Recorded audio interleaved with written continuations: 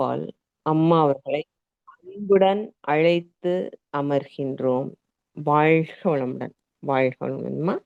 வாழ்க வளமுடன் அம்மா, வாழ்க வளமுடன். மிக்க நன்றிகள் அம்மா. வாழ்க வளமுடன். மிக சிறப்பாக நமக்கு இன்று துரியதவத்தினை வழிநடத்தி கொடுத்த பேராசிரியர் சீதாலட்சுமி அம்மா அவர்களை நாம் வாழ்த்துவோம். பேராசிரியர் சீதாலட்சுமி அம்மா அவர்களும் அவர்கள் தம் அன்பு குடும்பமும் அருட்பேராற்றல் கருணையினால் உடல் நலம், நீலாயுள், நிறை செல்வம், உயர்ப்புகள், மெய்ஞானம் ஓங்கி வாழ்க வளமுடன், வாழ்க வளமுடன், வாழ்க வளமுடன். வாழ்க வையகம், வாழ்க வையகம், வாழ்க வளமுடன். குரு வாழ்க, குருவே துணை. சிந்தனையை, உடல் நலத்தை சீரமைத்து உய்வித்த குருவே வாழ்க. ஆசான் அருட்தந்தை அவர்கள் நம்முடன் சூக்குமமாக நிறைந்திருந்து இந்த சிந்தனையை சிறப்பித்து தருவாராக. வாழ்க வளமுடன். நிகழ்ச்சியில் இணைந்துள்ள அனைத்து இருபால்மை அன்பர்களையும் வணங்கியும் வாழ்த்தியும் இந்த சிந்தனைக்குள் நாம் செல்வோம். வெற்றி வேண்டுமா? வெற்றி வேண்டுமா போட்டு பாரடா எதிர்நீச்சல்னு ஒரு பாட்டு எல்லாருமே நம்ம கேட்டு இருப்போம். அப்போ எதிர்நீச்சல் அப்படின்ற வார்த்தையில கவிஞர் கண்ணதாசன் கொடுத்துட்டாரு. இப்ப எதெல்லாம் எதிர்நீச்சலா இருக்கும் அப்படின்றத நம்ம பார்ப்போம். அதுக்கு முன்னாடி வெற்றி வேணுமா அப்படின்னா யாருக்கு தாங்க வெற்றி வேணான்னு சொல்லுவாங்க? வெற்றினா முதல்ல என்னன்னு நம்ம தெரிஞ்சுக்குவோம். அப்போ ஜென்ரலா பார்க்கும்போது வெற்றி வேணுமானா ஆமா, எல்லாருக்கும் வெற்றி வேணும்.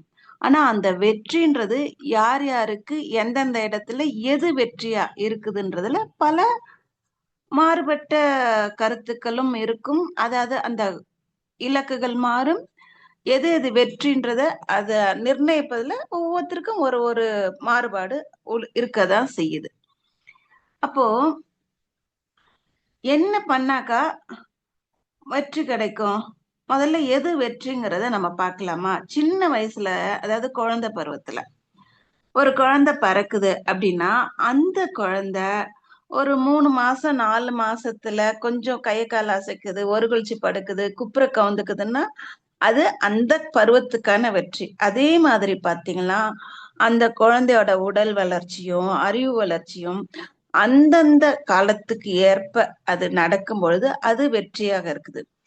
8 மாசத்துல எடுத்தடி வைப்பாங்க அப்படின்னு சொல்லி ஒரு பழமொழி சொல்லுவாங்க இல்லைங்களா? அப்போ 8 மாசத்திலேயே ஒரு குழந்தை நடக்க முயற்சி பண்ணுது, பிடிச்சுக்கிட்டு நடக்குதுன்னா அது அந்த பருவத்துக்கான வெற்றியாக அமையுது. அதுக்கப்புறமா இருக்குது இல்லைங்களா பள்ளி பருவம். அப்ப பள்ளி பருவத்துல என்ன பண்றாங்க? பொதுவா பள்ளி அப்படின்னு ஆரம்பிச்சோம்னாலே என்ன ஆகும்? எவ்வளவு மார்க், நீ எவ்வளவு மார்க் வாங்கின, நீ எவ்வளவு தெரிஞ்சுக்கிட்ட, யார் ஃபர்ஸ்ட் மார்க் வாங்கினாங்க, அவங்களதான் வெற்றி பெற்றவரை தான் நாம நினைச்சுக்கிறோம். ஆனா அதுக்குன்னு ஒரு ஸ்கேல் கவர்மெண்ட் வச்சிருச்சு. இந்த பெர்சன்டேஜ் மார்க் வாங்கினா எல்லாருமே பாஸ் பண்ணவங்க தான் அப்படின்றது. அந்த அந்த பர்சன்டேஜ் மார்க் ஆல்மோஸ்ட் எல்லா குழந்தைங்களும் வாங்கிரும். ஆனா நாம தான் என்ன பண்ணுவோம்? எல்லா குழந்தைகளுக்கும் ஒரு தனித்திறமையோட தான் இந்த கடவுள் இந்த உலகத்துல அனுப்பி வைக்கிறாப்ல. அந்த குழந்தைங்களுக்குள்ள என்ன திறமை இருக்குது அப்படின்றத பேரண்ட்ஸ் கண்டுபிடிக்கிறத விட்டுட்டு எவ்வளவு மார்க் வாங்குறாங்க அதை வச்சுதான் வெற்றி அப்படின்ற ஒரு ஸ்கேல வச்சுக்கிறாங்க. அப்போ அந்த இடத்துல அந்த மாறுபாடு ஏற்படுது. அப்ப என்ன பண்ணணும் அப்படின்றதா வெற்றிய நாமே தான் அதுதான் வெற்றியான்னு நினைச்சுக்கிறோம். அப்புறம் பல போட்டிகள் எல்லாம் இருக்கும் இல்லைங்களா? விளையாட்டு போட்டியில வெற்றி பெறாங்க. அப்புறம் நாட்டுக்கு நாடு சண்டையில வெற்றி பெற்ற நாடு, தோல்வி அடைந்த நாடு அப்படின்லாம் சொல்றாங்க. சுவாமிஜியே ஒரு இடத்துல சொல்லியிருப்பாங்க இல்லைங்களா? ஒரு நாடு வெற்றி பெற்றது அப்படின்னா அது இந்த காலமாகட்டும், இந்த காலத்துல போர் புரியிற அந்த விதங்கள் மாறுது. அந்த காலத்துல போர் புரிஞ்ச அந்த விதம் வேற மாதிரி இருந்தது. ஆனா எப்படி போர் புரிந்தாலுமே தோல்வி அடைஞ்சிட்டாங்க அப்படின்னா அந்த நாட்டுல என்ன ஆகுது? பல உயிர்கள் மாண்டு போகுது. அப்போ வெற்றி பெற்றதாக சொல்லிக் கொள்ளக்கூடிய அந்த நாடாகட்டும், அந்த தலைவராகட்டும் என்ன பண்ணிருக்காங்க? பல பேரை கொன்னு இருக்கிறாங்க. அப்போ அவங்களை எப்படி வெற்றியாளர்னு சொல்ல முடியும்?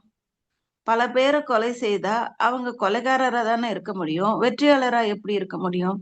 ஆனா பொதுவா நாம என்ன சொல்லிப்போம், வெற்றியாளர் சொல்லுவோம். ஆனா உயிரை உணர்ந்த அந்த மகான்கள்லாம் இருக்கிறாங்க இல்லையா, சித்தர்கள், மகான்கள், அவங்கெல்லாம் என்ன சொல்றாங்க, இது எப்படி வெற்றியாக இருக்க முடியும்னு சிந்தனை செய்ய சொல்றாங்க. அப்போ இந்த மாதிரி ஒரு சிந்தனை யாருக்கு வருது அப்படின்னா, அந்த உயிரை உணர்ந்த மகான்களுக்கு, எல்லா உயிருமே தன்னுயிர் போல பாவிக்கிற அந்த உயர்ந்த உள்ளங்களுக்கு தான் அந்த உண்மை புரியுது. அத நமக்கு எடுத்து சொல்றாங்க. அப்போ நாம அந்த கோணத்திலையும் சிந்தனை பண்ண வேண்டியது அவசியமாக இருக்குது. இப்ப இந்த உலகத்துல எத்தனை கோடி மக்கள் இருக்காங்க? எல்லாராலையும் வெற்றி பெற்ற முடியுமா? எல்லாராலையும் எல்லாத்துலயும் வெற்றி பெற்ற முடியுமா? அப்படின்னா அதுவும் ஒரு கேள்விதான். இப்போ யார் ஒருத்தரு உலகத்துல பிறக்கிற எல்லாருக்குமே ஒரு நோக்கத்தோட தான் பிறக்குறாங்க. அந்த நோக்கம் என்னன்றது அவங்களுக்கு தெரியாம இருக்கிறது தான் அங்க ஒரு பிரச்சனையாக இருக்குது. அப்போ யார் ஒருத்தர் தனக்காக ஒரு இலக்கை நிர்ணயித்துக்கிட்டு அந்த இலக்கை நோக்கி நகர்றாங்களோ, அந்த இலக்கை அடைஞ்சிடுறாங்களோ, அவங்க எல்லாருமே வெற்றியாளர்களா தான் இருக்கிறாங்க. அந்த இலக்குன்றது தான் மாறுவதற்கான வாய்ப்புகள் நிறைய இருக்குது. இப்போ ரொம்ப ஒரு ஏழ்மையான குடும்பம், ஒரு கிராமத்துல சூழ்நிலை, படிப்பதற்கு கூட வசதி இல்ல. எப்படியெல்லாம் படிப்ப நிறுத்திட்டு வேலைக்கு அனுப்பலான்னு பார்க்கக்கூடிய ஒரு குடும்ப சூழல்ல இருந்து, ஒரு பிள்ளை படிச்சு மேல அப்புறம் அத கஷ்டப்பட்டு படிச்சு நல்ல காலேஜ்லயும் அவன் அவங்க சேர்ற காலேஜ்ல இருக்கக்கூடிய சூழலை சமாளிச்சு மேல அவங்க ஒரு நல்ல வேலைக்கு வராங்க அப்படின்னா அது அவங்களுக்கு அந்த வெற்றியாக இருக்கும். அப்போ சுவாமிஜி ஒரு இடத்துல என்ன சொல்றாங்க, உலகத்துல எவ்வளவு பேர் பிறந்திருக்காங்க இல்லைங்களா? சுவாமிஜி சொல்றாங்க, வாழ வேண்டும் என்றெண்ணி மனிதனாக வந்ததில்லை, எனினும் நாம் பிறந்து விட்டோம். வாழ வேண்டும் உலகில் ஆயுள் மட்டம் அப்படின்னு சொல்றாங்க. அப்போ ஆயுள் உள்ள வரைக்கும் நாம இந்த உலகத்துல வாழ்ந்துதான் ஆகணும். எப்படி வாழணும்? மன அமைதியோட சந்தோஷமா வாழணும். அதுதான் வெற்றி. உண்மையான வெற்றி எதுன்னு பார்த்தோம்னா, எல்லா மனிதர்களும் மன அமைதியோடவும் சந்தோஷமாகவும் வாழறதுதான் உண்மையான வெற்றியாக இருக்கும். ஆனா இந்த உண்மையை எத்தனை பேர் தெரிஞ்சுக்கிட்டு இருக்கிறாங்க? எத்தனை பேர் நிம்மதியா இருக்கிறாங்க? பொதுமக்கள் மற்றவங்களை விட்டுடுங்க. மனவளக்கலையில சேர்ந்த பிறகு மனவளக்கலையில இருக்கிற நாம எல்லாருமே எந்த அளவுக்கு நாம நம்ம மன அமைதியை நிரந்தரமா வச்சுக்கிறோம்? அது நம்மள நாமே கேட்டுக்கொள்ளக்கூடிய கேள்வியாக இருக்குது. இப்ப எந்த அளவுக்கு நம்ம அமைதியை நிலைச்சு வச்சுக்கிறோம்? நம்ம அப்படின்னா அப்ப நாம எல்லாத்துலயும் வெற்றி கிடைச்சாதான் சந்தோஷம் அப்படின்னும் நாம பல நேரம் நினைக்கிறோம் இல்லைங்களா? அந்த வெற்றின்றத மாத்தி வச்சுக்கிறோம். எதுல வெற்றி? ஒரு பொருளாதாரத்துல வெற்றி பெறணும் அப்படின்னா நம்ம ஒரு கோல் வச்சுப்போம். இந்த அளவுக்கு ஒரு பொருளாதாரத்துல இதை ரீச் பண்ணணும் அப்படின்ற மாதிரி. அப்போ அதை ரீச் பண்ணலன்னா அப்ப என்ன ஆகுதாங்க? நம்மளோட மன அமைதி குறைஞ்சு போகுது. அப்போ சந்தோஷம்ன்றது இல்லாம போகுது. அப்படின்னா அந்த மாதிரி வெற்றியை பெறணும்னா அதற்கான அதை சார்ந்த துறையில நம்ம ஒரு அறிவை பெருக்கிக் கொள்ளணும். இப்போ பொருளாதாரத்துல முன்னேறணும்னு நினைக்கிறவங்க எல்லாருமே என்ன பண்ணணும்? நியாயமான முறையில அந்த பொருளாதாரத்தை மீட்டுக்கு மேம்படுத்தி கொள்ளக்கூடிய அறிவை வளர்த்து கொள்ளணும். அப்பதான் அவங்க சேர்க்கிற பொருளாதாரம் அவங்களுக்கு உதவியாக அந்த சந்ததியருக்கும் நல்லதாகவும் இருக்கும். ஐயன் திருவள்ளுவர் அவர்கள் சொல்வார்கள் இல்லைங்களா, அறம் ஈனும் செல்வமும் ஈனும் திறனறிந்து தீதின்றி வந்த பொருள்னு சொல்லுவாங்க. அப்போ பொருளாதாரத்தை நம்ம சேமிக்கிறோம் அப்படின்னா அது அறவழியில வந்த பொருளாதாரமா மட்டுமாக இருந்தால் மட்டும்தான் அந்த பொருள் நமக்கும் உதவியா இருக்கும். நமக்கு அடுத்து நம்மோட சந்ததியருக்கும் அது நல்லதை கொடுக்கக்கூடியதாக இருக்கும். அப்போ அதை சார்ந்த ஆராய்ச்சி செய்து அது சார்ந்த அறிவையும் அந்த தொழில்நுட்பத்தையும் நம்ம தெரிந்து கொண்டு அதுல முன்னேறணும். அப்போ அதுல முன்னேறும் பொழுது இன்னும் என்னெல்லாம் கண்டிப்பா வேணும்னா திட்டமிடுதல்ன்றது நமக்கு அவசியமா வேணும். எந்த மாதிரியாக நம்ம செய்தாக்க எந்த மாதிரியான வேலை செய்தா அதை நம்ம இன்னும் சீக்கிரமா அந்த நோக்கத்தை அடைய முடியும், நம்ம இலக்க அடைய முடியும்ன்ற தெளிவும் இருக்கணும். அதே போல அந்த இலக்கை நிர்ணயிக்கும் பொழுது அதை என்ன பண்ணணும்னா நம்ம ரெண்டா பிரிச்சுக்கலாம். Short term goal, long term goal அப்படின்னு. இப்போ லாங் டேர்ம் கோல் அப்படின்றது ஒரு 10 வருஷம் கழிச்சு நான் இந்த லெவல ரீச் ஆகணும். சப்போஸ் ஒரு 10 வருஷம் கழிச்சு நான் வந்து ஒரு பெரிய பங்களா கட்டணும் அப்படின்னு நினைக்கிறேன்னா அது 10 வருஷம் கழிச்சு. அப்போ அதுக்குள்ள ஒரு ஷார்ட் டேர்ம்கள், அந்த அதற்கு தேவையாக என்னெல்லாம் தேவையோ, எவ்வளவு வந்து அமௌண்ட் வேணும், அதெல்லாம் சேமிக்கிறதுக்கு நம்ம ஒரு ஷார்ட் டேர்ம் கோல் மாதிரி வச்சுக்கிட்டு 1 வருஷத்துல நான் இவ்வளவு சேமிச்சிருக்கணும், 3 வருஷத்துல அந்த அமௌண்ட் இந்த மாதிரி ஆயிருக்கணும், அதை நான் எப்படி இன்வெஸ்ட் பண்ணலாம் அப்படின்ற மாதிரி யோசிச்சு மல்டிப்ளை பண்றோம் இல்லைங்களா? அந்த மாதிரி அதை ஷார்ட் டேர்ம் கோலா வச்சுக்கிட்டு லாங் டேர்ம் கோல்ன்றத ஒண்ணு வச்சுக்கணும். அப்படி வைக்கும் பொழுது அந்த பொருளாதாரத்துல முன்னேறுவதற்கான அந்த வாய்ப்பு அதிகம். அதற்கு ஏற்ப திட்டமிடுதல் அவசியம், தெளிவும் கண்டிப்பாக இருக்கணும். அப்போ இந்த மாதிரி இலக்கு நோக்கி நம்ம பயணிக்கிறோம் அப்படின்னா, அப்போ நம்ம நினைச்சபடி அப்படியே போயிட முடியுமான்னா கண்டிப்பா கிடையாது. பல நேரங்கள்ல பல தடைகள் வரத்தான் செய்யும். இருந்தாலும் அந்த தடைக்கற்களை எல்லாத்தையும் படிக்கற்களாக மாற்றிக்கொண்டு நம்ம முன்னேறணும். அதுக்கு என்ன வேணும்? அதற்கு கண்டிப்பா நமக்கு மன உறுதி வேணும். மன உறுதி எப்படி வரும்? நம்ம தினம் செய்யக்கூடிய தவ பயிற்சிகள், நம்மோட உடற்பயிற்சி செய்யும் பொழுது உடல் ஆரோக்கியமா இருக்குது, அகத்தாய்வு பண்ணணும். ஒவ்வொரு நாளும் நம்ம வந்து அகத்தாய்வு பண்ணும் பொழுது நம்ம செய்த நல்ல விஷயங்கள் நமக்கு எதெல்லாம்னு நம்ம கண்டுபிடிச்சுக்குவோம். நம்ம எது தேவையில்லாத விஷயங்களை செஞ்சிருக்கோன்றது நமக்கு தெரிய வரும். அப்ப என்ன பண்ணணும்? அல்லவையை தவிர்த்து நல்லவைய நம்ம அதிகமாக்கும் பொழுது நமக்கு ஒரு மன மனசுல வந்து ஒரு தெம்பு கிடைக்கும். அப்போ மன அமைதியும் தெம்பும் வருது அப்படின்னா அது வந்து படிப்படியாக நம்மளோட மன உறுதியை அதிகமாக்கும். தினம் வந்து நாம நமக்காக ஒதுக்கி கொள்ளக்கூடிய இந்த 1.5 மணி நேரம், காலையில எந்திரிச்ச உடனே செய்யக்கூடிய காயகல்பத்துல இருந்து அடுத்து செய்யக்கூடிய உடற்பயிற்சி, தியான பயிற்சி, ஈவினிங் நாம செய்யக்கூடிய காயகல்ப பயிற்சி, தியான பயிற்சி எல்லாமே சேர்த்து பார்த்தோம்னா ஒரு நாளைக்கு நாம நமக்காக ஒதுக்கி கொள்ளக்கூடியது இந்த 1.5 மணி நேரம் தான். இந்த 24 மணி நேரத்துல நமக்காக நாம ஒதுக்கி கொள்ளக்கூடிய இந்த 1.5 மணி நேரம் நமக்கு நல்ல ஒழுக்கத்தை கொடுக்குது, மன தெளிவை கொடுக்குது, மன உறுதியை கொடுக்குது. அப்போ நம்மோட கொள்கையால நாம உறுதியா இருக்கிறதுக்கான வாய்ப்பு இருக்குது. அப்போ நம்ம கொள்கையில நம்ம உறுதியா இருக்கும் பொழுது நமக்கு அந்த மன உறுதின்றது அதிகமாகுது. இந்த விஷயத்த வந்து பல காலமாகவே நம்ம கேட்டுக்கிட்டு தான் வரோம் இல்லைங்களா? வந்து சாக்ரட்டிஸ் அவர்களை பத்தி நம்ம எல்லாருக்குமே தெரியும். சாக்ரட்டிஸ் அவர்கள் எப்படி மாணவர்களுக்கு வந்து ஒரு விழிப்புணர்வை கொடுத்தாரு. அவர் வாழ்ந்த காலத்துல மக்கள் எந்த அளவுக்கு ஒரு அறியாமையில வாழ்ந்தாங்க, மன்னர்ல இருந்து எல்லாருமே. ஆனா அவர்கிட்ட வந்து அந்த அறிவு முதிர்ச்சியும் அந்த மன உறுதியும் இருந்ததால அந்த மன்னர் என்ன பண்றாரு? சாக்ரட்டிஸ் அவர்களை கூப்பிட்டு, நீங்க வந்து இங்க இருக்க மாணவர்களுக்கு நீங்க வந்து தேவையில்லாத விஷயத்தெல்லாம் கத்து கொடுத்துட்டு இருக்கீங்க, இதெல்லாம் கூடாது. உங்களுக்கு வந்து 3 வாய்ப்பு தரேன். ஒண்ணு, நீங்க இந்த இடத்த விட்டு வெளியில போயிடணும். அதாவது இந்த ஏதென்ஸ் நகரத்துல வாழாம இங்க இருந்து நீங்க அந்த நகரத்தை விட்டு வெளியில போய் ஏதாவது கிராமத்துல இருக்கணும்.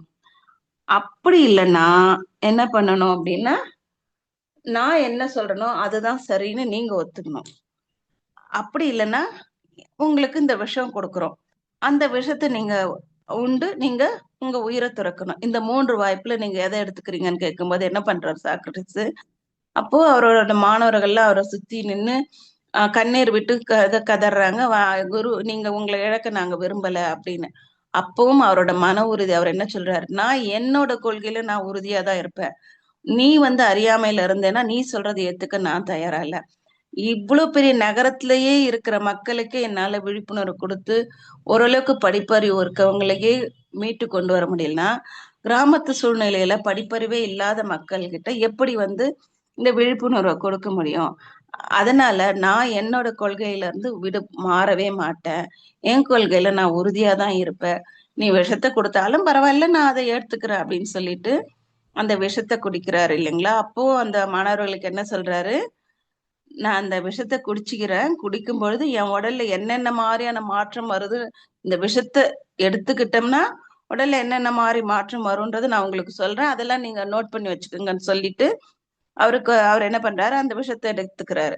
அப்போ அந்த விஷம் எப்படிப்பட்ட விஷம்னா, அந்த விஷத்தை யார் எடுத்தாலும் அந்த உடல் என்ன ஆகுது, கால் பாதத்துல இருந்து அப்படியே கொஞ்சம் கொஞ்சமாக மறுத்து போய் இந்த கல் மாதிரி ஆயிட்டு, அந்த அதனோட வேலை அதை செய்யக்கூடிய இடத்துல வந்து அந்த உறுப்பு வந்து பயனிழந்து அந்த உறுப்பு வந்து கல்லு மாதிரி மாறிடும். அப்படியே படிப்படியா வந்து வந்து அது மரணம் சம்பவிக்கும். அந்த மாதிரியான ஒரு கொடுமையான விஷயத்தையும் எடுத்துக்கிட்டு என்ன சொல்றாரு, நான் என் உடம்புல இருக்க மாற்றத்தை நான் சொல்றேன், நீங்க வந்து அதை வந்து குறிச்சு வச்சுக்கோங்கன்னு சொல்லிட்டு அவர் வந்து விஷத்தை எடுத்தார் இல்லைங்களா. அப்படிப்பட்ட மன உறுதி கொண்டவர் வந்து சாக்ரட்டிஸ். அப்போ மன உறுதி இருக்குதுன்னா அவங்க வந்து தன் கொள்கைய விட்டு கொடுக்கவே மாட்டாங்க. அதனாலதான் இன்றைக்கும் நாம என்ன நினைக்கிறோம், சாக்ரட்டிஸ் வந்து விஷம் குடிச்சு இறந்துட்டாருன்னு சொல்றோம். அவர் இறந்திருந்தா அவரை பற்றி இன்னைக்கும் நம்ம பேசிட்டு இருக்கோம் இல்லைங்களா. அப்போ அவர் இன்றும் வாழ்ந்து கொண்டுதான் இருக்கிறார் இல்லையா. அதுதான் அவரோட வெற்றி. அப்போ அந்த மாதிரிதான். அப்ப ஐயன் திருவள்ளுவர் அவர்கள் என்ன சொல்றாங்க, தன்னோட குரல்ல பயக்கண்டும் நஞ்சுண்டு அமைவர் நயத்தக்க நாகரிகம் வேண்டுபவர்னு சொல்றாரு இல்லைங்களா. அப்போ ஒரு துறையில ஒருவர் வெற்றி பெறணும் அப்படின்னா அவரோட அந்த மன உறுதின்றது ரொம்ப ரொம்ப ரொம்ப அவசியமா இருக்குது. அப்போ நாம ஒரு துறையில வெற்றி பெறணும் அப்படின்னா என்ன பண்ணணும், நமக்கு எந்த வழி ஒத்து வரும், நமக்குன்னு ஒவ்வொருத்தரும் ஒவ்வொரு துறையில வெற்றி பெற்றிருப்பாங்க இல்லையா. அதை பார்த்துட்டு அந்த மாதிரி நம்ம காப்பி பண்ணிட்டு சரி அதுல போனோம்னா நம்ம வெற்றி பெறலாம்னு போகக்கூடாது. நமக்குன்னு ஒரு இது இருக்கும். நம்ம ஒரு வேலையை செய்யணும்னா ஒவ்வொருத்தரும் ஒவ்வொரு ஸ்டைல்ல பண்ணுவாங்க. அப்ப நம்மோட ஸ்டைல் என்ன, நம்மோட வழிமுறை என்ன அப்படின்றத நம்ம தெரிஞ்சுக்கிட்டு அது நம்மோட இலக்கு என்னன்னு தெரிஞ்சுக்கிட்டு அதை நோக்கி நாம பயணிக்கணும். நமக்கு எது வருமோ அந்த துறையில நாம பயணிக்கும் போதுதான் நமக்கு வெற்றி ஈஸியா இருக்கும். பொதுவா இப்ப வந்து வெற்றி அப்படின்னும் போது விளையாட்டு துறையில வந்து நிறைய நம்ம வந்து வெற்றி, இவங்க ஜெயிச்சாங்க, இந்த டீம் ஜெயிச்சது அப்படின்லாம் நிறைய கேள்விப்பட்டிருக்கோம் இல்லைங்களா. பேஸ்கெட் பால் நம்ம எல்லாருக்கும் தெரிஞ்ச ஒரு கேம். பேஸ்கெட் பால் விளையாடுறாங்க அப்படின்னா ஜென்ரலா என்ன நினைப்போம், நம்ம ஹைட்டா இருக்கவங்களுக்கு தான் பேஸ்கெட் பால் ஈஸியா இருக்கும். ஏன்னா அந்த போஸ்ட் ஹைட்டா இருக்கும். அவங்க வந்து அந்த இது போடுற கேம் அந்த கோல் எடுக்கிறதுக்கு ஹைட்டா இருக்கவங்களுக்கு பேஸ்கெட் பால்ன்றது ஈஸியா வரும்னு நினைப்போம் இல்லையா. ஆனா இந்த பேஸ்கெட் பால்ல மிக அதிகமா பல முறை வெற்றி பெற்று பல பரிசுகளையும் பதக்கங்களையும் வாங்கினவர் அப்படின்னா அவர் பேரு டயரின் போக்கஸ்னு பேராம். அவரோட ஹைட் என்ன தெரியுங்களா, 5 அடி 3 அங்குலம் தான். அவரு பேஸ்கெட் பால் விளையாடணும் ரொம்ப ஆசைப்படுறாரு. ஆனா அவரோட ஹைட் ரொம்ப கம்மி. அப்போ அவர் எல்லாருமே கிண்டல் பண்ணுவாங்க, நீ போய் எப்படி பேஸ்கெட் பால் விளையாடணும்னு ஆசைப்படுற, இது உனக்கு எப்படி சாத்தியமாகும் அப்படின்னு அவர் எல்லாருமே கிண்டல் பண்ணும் பொழுது அவர் என்ன பண்ணுவாரா, அந்த எல்லாரும் எவ்வளவு கிண்டல் பண்ணாலும் அதை வந்து காதுல வாங்க மாட்டார், அதெல்லாம் அலட்சியப்படுத்திடுவாரு. அவரோட ஒரே குறிக்கோள் என்னன்னா பேஸ்கெட் பால்ல நான் வந்து ஒரு நல்ல பிளேயரா வரணும், நல்லா விளையாடி நான் மிகச்சிறந்த பிளேயர்னு பேர் வாங்கணும், நிறைய வந்து மெடல்லாம் வாங்கணும் அப்படின்றது அவரோட நோக்கமா இருந்தது. அப்போ அவர் என்ன பண்ணுவார், மத்தவங்களோட கேலி கிண்டல் எல்லாம் அலட்சியப்படுத்துவாரு. அது மட்டும் இல்லாம ஒவ்வொரு முறையும் மற்றவர்கள் கேலி பண்ணும் போதெல்லாம் அவர் என்ன பண்ணுவாராம், அவரோட நோக்கமான பெஸ்ட் பிளேயரா வரணும் அப்படின்றத அவர் எப்பவுமே தனக்கு தானே சொல்லிக்கிட்டே இருப்பாராம். மத்தவங்க கிண்டல் பண்ணும்போது நீ தான் வந்து பெஸ்ட், முன்னால முடியும், நீ வந்து பெஸ்ட் பிளேயரா வருவ அப்படின்னு அவர் தனக்குத்தானே அந்த எண்ணத்தை போட்டுக்கிட்டே இருந்திருக்கிறாரு. அது மட்டும் இல்லாம எண்ணத்தை போட்டது மட்டும் இல்லாம தொடர்ந்து கடுமையா பயிற்சிகள், ஒரு நாளைக்கு 8 மணி நேரம் 9 மணி நேரம் தொடர்ந்து பயிற்சி செஞ்சாரு. மத்தவங்க எல்லாம் எவ்வளவுதான் கேலி கிண்டல் பண்ணாலும் அதை எல்லாத்தையும் ஒதுக்கிட்டு அவர் வந்து ஒரு நாள் நான் வேர்ல்டு ஃபேமஸ் பேஸ்கெட் பிளேயர் ஆவேன்றத எண்ணத்தை போட்டு போட்டு போட்டு அவர் என்ன பண்ணாரு, அவரோட அந்த கோலை வந்து ரீச் பண்ணாரு. இப்ப பாத்தீங்கன்னா பேஸ்கெட் பால்ல அதிக மெடல் பெற்ற நபர் யாருன்னு பார்த்தோம்னாக்கா அந்த உயரம் குறைவான அந்த பிளேயர் தான். யாரு, டயரின் ஃபோக்ஸ் அப்படின்றவர் தான். அந்த பிளேயர் தான் நிறைய வந்து மெடல் வாங்கியிருக்காரு. அப்ப பாருங்க அவரோட எண்ணம் எவ்வளவு ஸ்ட்ராங்கா எண்ணத்தை போட்டார் இல்லைங்களா. அவரோட எண்ணம், தன்னம்பிக்கை, விடாமுயற்சி, அதுதான் அவருக்கு வெற்றியை ஈட்டு கொடுத்தது இல்லையா. அதைத்தான் சுவாமிஜி என்ன சொல்றாங்க, அவரவர் வாழ்க்கையின் சிற்பி அவரவர் எண்ணங்களேன்னு சொல்றாங்க இல்லைங்களா? அப்போ அந்த எண்ணத்துக்கு எந்த அளவு பெரிய சக்தி இருக்கு பாத்தீங்களா? அப்போ என்ன பண்ணணும், எப்போதும் நாம நமக்குள்ளார நல்ல எண்ணங்களையே நினைக்கணும். அதே போல அந்த எண்ணங்கள் எப்பவும் நேர்மறை எண்ணங்களாக தான் இருக்கணும். தொடர்ந்து நம்ம எதை பத்தி பேசுறோமோ, எதை பத்தி நினைக்கிறோமோ, அதைத்தான் நம்ம இந்த பிரபஞ்சத்துல இருந்து ஈர்த்துக்கிட்டே இருப்போம். அப்போ நம்ம தொடர்ந்து நேர்மறை எண்ணங்களையும், நேர்மறை சிந்தனைகளும் இருந்தா, அது நமக்கு நல்ல ஆக்கப்பூர்வமான வாய்ப்புகளை கொடுக்கும். வெற்றிக்கான பாதையை தெளிவா காட்டும். அப்போ அந்த மாதிரி இருக்கும் பொழுது, நம்ம மேல நம்பிக்கை வச்சு, நம்மோட இலக்கு நோக்கி நம்ம பயணிக்கணும். மற்றவங்க கிட்ட எதிர்பார்க்கறது கூடாது. மத்தவங்க கிட்ட எதிர்பார்க்கும் பொழுது ஏமாற்றம் தான் மிஞ்சும். சுவாமிஜி ஒரு பாடல்ல சொல்வாங்க,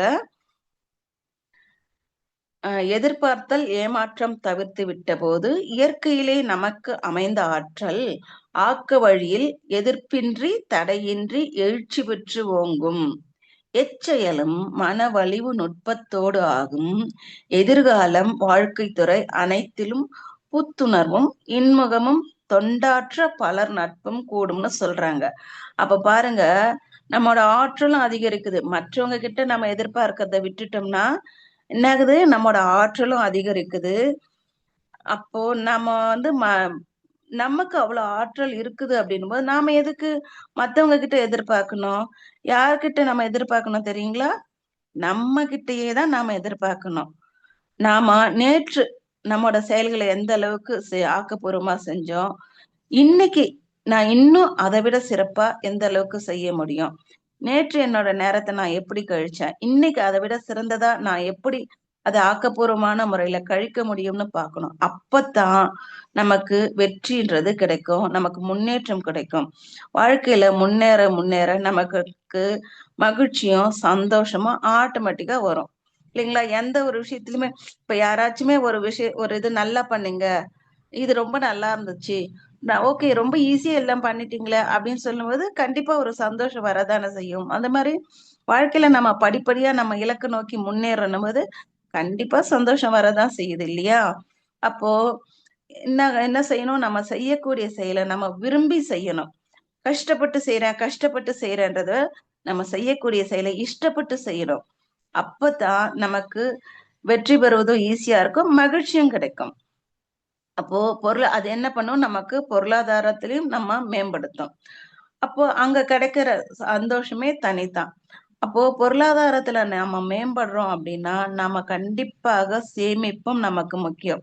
அந்த காலத்திலே பெரியவங்க சொல்லியிருக்காங்க இல்லைங்களா, நம்மோட முதல் செலவு எதுவா இருக்கணும்னா அது நம்மோட சேமிப்பா இருக்கணும்ன்றதுதான். அப்போ அந்த சேமிப்பு அப்படின்றது எவ்வளவு முக்கியம்ங்கிறது நமக்கு சின்ன வயசுலயே பல விஷயங்களை நம்ம வீட்டுல இருக்க பெரியவங்க சொல்லி நமக்கு உணர்த்தி இருக்கிறாங்க. அப்ப அந்த சேமிப்புங்கிறது பண விஷயத்துல மட்டும் இல்லைங்க, நம்மளோட ஆற்றலுக்கும் சேர்த்துதான். அப்பதான் என்ன பண்ணணும்னா, நம்ம ஆற்றலையும் சேர்த்து வைக்கும் பொழுதுதான் நமக்கு அந்த ஆற்றல் நம்மோட நோய் எதிர்ப்பு சக்தியையும் மன உறுதியையும் மன வலிமையும் அதிகமாக்கும். அதுக்கு நாம என்ன பண்ணணும், தொடர்ந்து தவம் பண்ணணும், காயகல்பம் பண்ணணும், மௌனத்துல அப்பப்ப கலந்துட்டு மௌன பயிற்சிகளை தொடர்ந்து நம்ம கடைபிடிக்கும் பொழுது நமக்கு நம்மோட ஆற்றலை சேமித்து கொள்வதற்கான வாய்ப்பு இருக்கு. இது எல்லாத்தையுமே நமக்கு குரு என்ன பண்ணியிருக்காரு, ஸ்பூன் ஃபீடிங் மாதிரி நமக்கு கொடுத்துட்டாரு. அப்போ அதையெல்லாம் நம்ம செய்யும் பொழுது நமக்கு ஆரோக்கியம் மேம்படும். நோயற்ற வாழ்வே குறைவற்ற செல்வம்னு அந்த காலத்தை சொல்லியிருக்கிறாங்க இல்லைங்களா? அப்போ நோயற்ற வாழ்வு வேணும்னா நம்ம என்ன பண்ணணும், முறையா நம்மோட எல்லா பயிற்சிகளையும் செய்யணும். தொடர்ந்து பயிற்சி செய்து முயற்சி செய்து வரும் பொழுது நமக்கு வாழ்க்கையில வெற்றி கிடைக்கும். பொருளாதாரத்திலும் சரி, நம்மோட ஆரோக்கியத்திலும் சரி. பொருளாதாரத்துக்கும் நம்ம முதல்ல பார்த்த மாதிரி திட்டமிட்டு செயலாற்றுதல், அதேதான் நம்மோட ஆரோக்கியத்துக்கும். அப்போ வெற்றி பெறணும்னு சொல்லிட்டு குறுக்கு வழியில கண்டிப்பா போக கூடாது.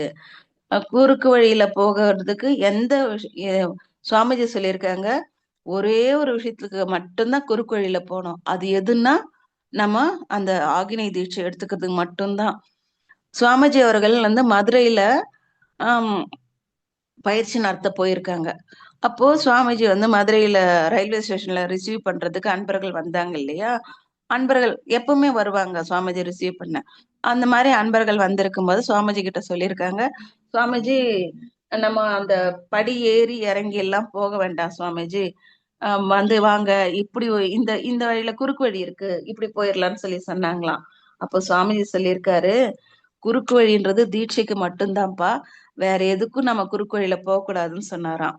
ஆக வெற்றி பெறணும் அப்படின்னா நம்ம குறுக்கு வழியில எல்லாம் போய் வெற்றி பெற முடியாது.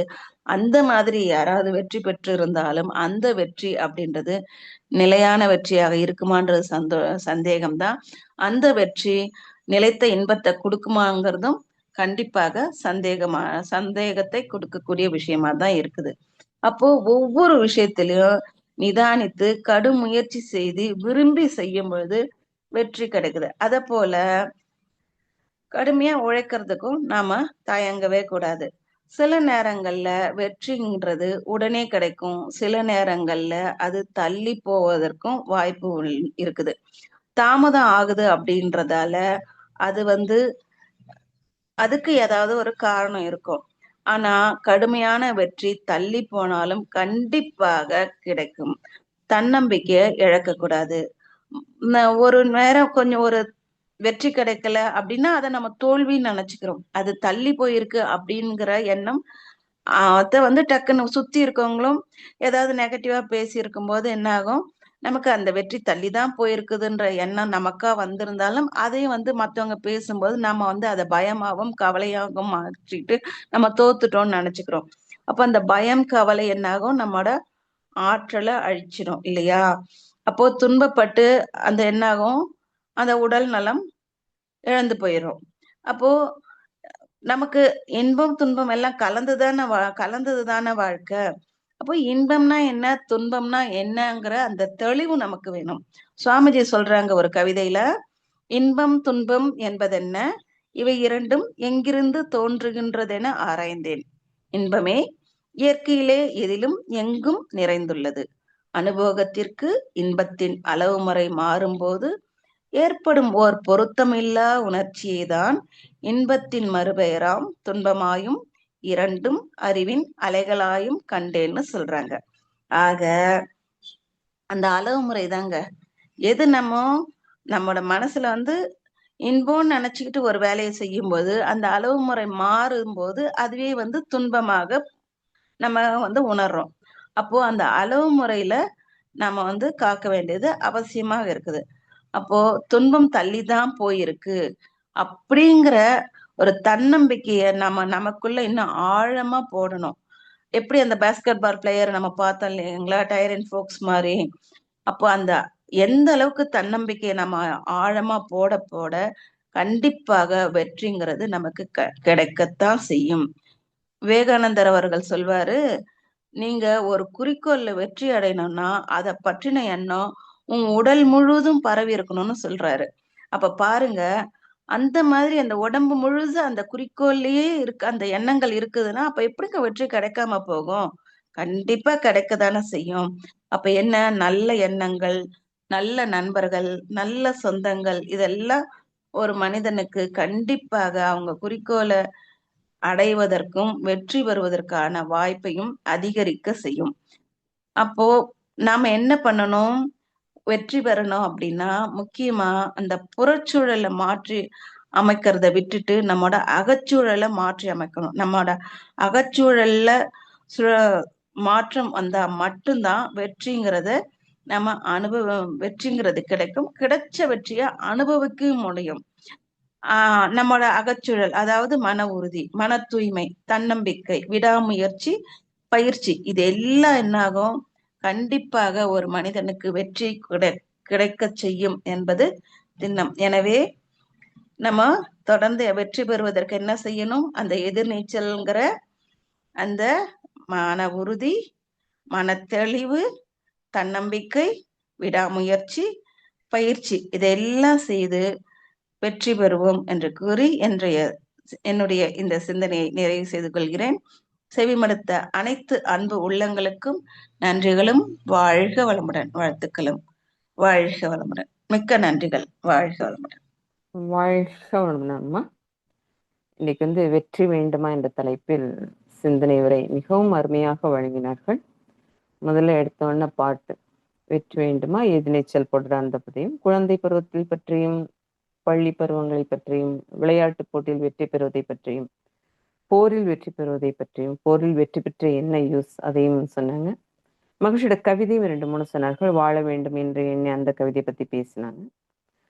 குறளை பத்தி சொன்னாங்க. அறம் ஈனும் செல்வம் ஈரும் அதை பத்தி சொன்னாங்க. திட்டமிடுதல், லாங் ஷார்ட் டைம் கோலை பத்தி சொன்னாங்க.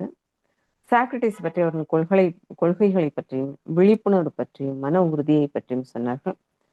மற்றும் ஒரு குறள், பெயக்கண்டும் நஞ்சுண்டும் அமைவர், அந்த குறளை பற்றி எக்ஸ்பிளனேஷன் சொன்னாங்க. பாஸ்கெட் பால் டயரிங் போக்ஸ்ங்கிற ஒரு வீரரை பத்தி மிக அருமையாக சொன்னார்கள். அவரவர் வாழ்க்கையின் சிற்பி அவர்கள் எண்ணங்களை மகிழ்ச்சியோட கருத்தையும் சொன்னாங்க. எதிர்பார்த்தல் ஏமாற்றம் நிச்சயம் அந்த கவிதையை சொன்னாங்க. பயிற்சி முயற்சியும் மிகவும் முக்கியம். ஸ்கை குண்டலினி யோகா கொடுக்குது, அதை பின்பற்றுங்கள் அப்படின்னாங்க.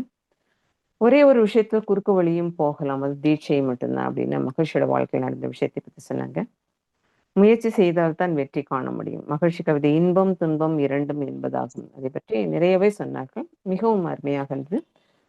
பேராசிரியர் லிலி கோபாலம் அவர்களை வாழ்த்துவோம் எல்லாரும் சேர்ந்து. இன்றைக்கு வெற்றி வேண்டும் என்ற தலைப்பில் சிந்தனை உரை சிறப்பாக வழங்கிய பேராசிரியர் லிலி கோபாலம் அவர்களை அன்புடன் வாழ்த்துவோம். பேராசிரியர் லிலி கோபால் அம்மா அவர்களும் அவர்கள் அன்பு குடும்பமும் அருட்பேராற்றல் கருணையினால் உடல் நலம், நீள ஆயுள், நிறை செல்வம், உயர் புகழ், மெஞ்ஞானம் ஓங்கி வாழ்க வளமுடன், வாழ்க வளமுடன், வாழ்க வளமுடன். வாழ்க வளமுடன் அம்மா. மிக்க நன்றிகள் அம்மா. வாழ்க வளமுடன். மற்றும் ஸ்கை ஆன்லைன் மெடிடேஷன் தினசரி நிகழ்வுகள் பற்றிய அறிவிப்புகள். காலை 5 மணிக்கு மகர்ஷியின் பாடல்கள், காலை 5:30 மணிக்கு தவம், தொடர்ந்து 5 நிமிட வேதாதிரி மகர்ஷி அவர்களின் வாழ்க்கை மலர்கள் புத்தகத்திலிருந்து நாள் ஒரு சிந்தனை, தொடர்ந்து 6 மணிக்கு வீடியோ அண்ட் ஆடியோவில் உடற்பயிற்சி வகுப்பு இடம்பெறும். அதை பார்த்து கொண்டே நாமும் பயிற்சி செய்யலாம். மாலை 6 மணிக்கு மகர்ஷியின் பாடல்கள், மாலை 6:25 மணிக்கு காயக்கல்பம், மாலை 6:30 மணிக்கு தவம், மாலை 7 மணிக்கு சிந்தனை, மாலை 7:30க்கு உலக நல வாழ்த்துடன் நிறைவு. பிறகு சனி மாலை தவத்தினை தொடர்ந்து மாலை 7 மணி முதல் 7:30 மணி வரை ஐயம் தெளிதல் நிகழ்வு நடைபெறுகிறது. பிறகு ஞாயிறு மாலை 7 மணி முதல் 7:30 வரை சிறப்பு சிந்தனை நடைபெறுகிறது. வாழ்க வளமுடன். உலக நல வாழ்த்துடன் முடிக்கலாம். உலகமெல்லாம் பருவமழை ஒத்தபடி பெய்யட்டும், உழவரெல்லாம் தானியத்தை உவப்புடனே